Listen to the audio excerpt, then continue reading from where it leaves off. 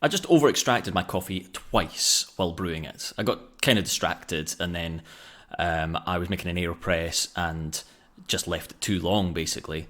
It over extracted. So I actually confess I poured the coffee away and made myself a second one, this time in the cafetiere. And again, I stopped the timer by accident and got distracted on the computer thinking about videos. And after about 10 minutes had passed, I plunged the brew, and now I've got an over-extracted cafetiere brew. But over-extraction is one of the things that's talked about quite a lot in the coffee industry, and I just wanted to just talk a little bit about what it is, what it means, why it happens, and give you guys some insight into how to prevent it happening, or what you can do to alleviate any sort of over-extractions that you may produce at home. So the first coffee I made was the Aeropress, and that was basically over-extracted because I left it too much time, and that's basically the main reason for over-extraction, is that the coffee has too much contact time with the water. And that can happen very easily just for the reasons that I said there. You just forget about it, and you come back, after too much time has elapsed, and the coffee has just been sitting, stewing in the water, and then it over-extracts. And what that means is you get a lot of bitterness within the coffee. And the reason for that is the sugars are one of the most soluble compounds, and the aromatics are very soluble, and they come out first. So if you brew a coffee for a very short amount of time, then you will taste it. It'll be quite acidic. It'll be quite fruity, and it'll have kind of floral characteristics, but it won't have that backbone, that kind of creamy body, and that comes from a little bit of a longer extraction. So you do need a longer extraction, but also you don't want it to be bitter, or not overly so anyway. And so what happens is, once you've been brewing for a certain amount of time, all those sugars have dissolved into the water, and then what you're doing is you're just allowing time for the plant fibers in the coffee to break down and go into your cup. Now, some of them are good, and you want a bunch of them in your coffee to kind of balance the cup out. You need a little bit of bitterness, otherwise you're just going to get a very kind of like empty tasting cup, and it's going to be quite watery.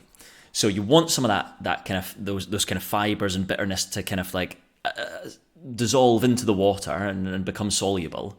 But if you leave that for too long, then what's going to happen is you're just going to get a lot of those fibers entering the coffee. It's going to be a thick coffee. It's going to have body, but it's also going to be quite bitter, and those sugars are going to be overpowered by that bitterness, and it's not going to taste as good.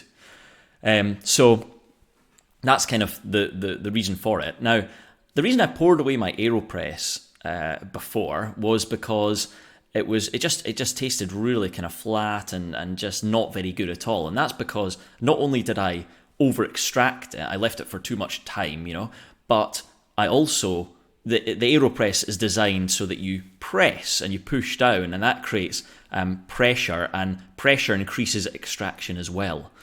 So when that happens, it's almost like double over extraction in a way, which is slightly annoying. And the second cup I made was the cafetiere, and I over-extracted that, but just leaving it within the water. So there was plunging doesn't really create much pressure. All it does is it separates the grounds from the water.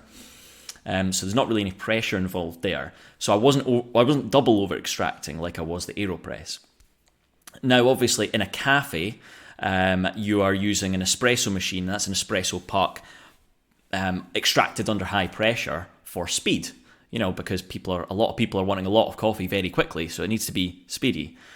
Now, if it's over-extracted there, you can, if you've got a really long shot, you're pouring a really long shot, that can potentially over-extract the coffee, and maybe there's too much in the basket, so maybe the basket's only designed for sort of 16 grams, and you're putting in sort of 21 grams in the basket or something like that, and all of that can kind of over-extract the coffee by expanding the amount of time taken for the water to pass through, or increasing the pressure within the basket as well. So those sort of things can lead to a kind of bitter experience in a coffee shop. But of course, the coffee can also be bitter as well if the coffee is very heavily roasted, and that's a dark roast. So there's just a little bit about why coffee can be over-extracted. Now, at home, of course, you want to get your timer out, get your phone, and when you're brewing your coffee, start a timer. The Aeropress needs about 1.5 to 2 minutes before you press. That's about it. It's good because that pressure creates that extra extraction. The cafetiere, we always talk about the 4-minute rule for cafetiere, and that is the perfect amount of time to allow all of those great nutrients to seep into the water and create your perfect cup of coffee. Any more than that, and you're starting to really overbrew, those fibres are becoming more soluble, and you're going to increase the bitterness within your coffee. Other brew methods sort of tend to work themselves out. So say like the V60, for example, or filter brew, that is a kind of pour-over method, also known as pour-over, of course, and the water drains down through the coffee grounds, so it is really minimising that contact time.